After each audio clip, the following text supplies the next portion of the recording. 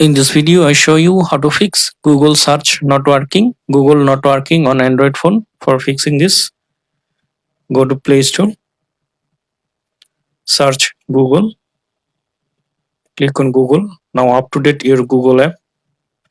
Then go to Settings, then go to Apps, then go to See All Apps. Now search for Google app. Click on Google. Now click on Force Stop, click on OK. Now click on Storage and Cache. Clear storage, then delete. Now open Google app. Now search something. Now I hope that this method fixed Google search not working, Google not working on Android. Thanks for watching. Don't forget to subscribe.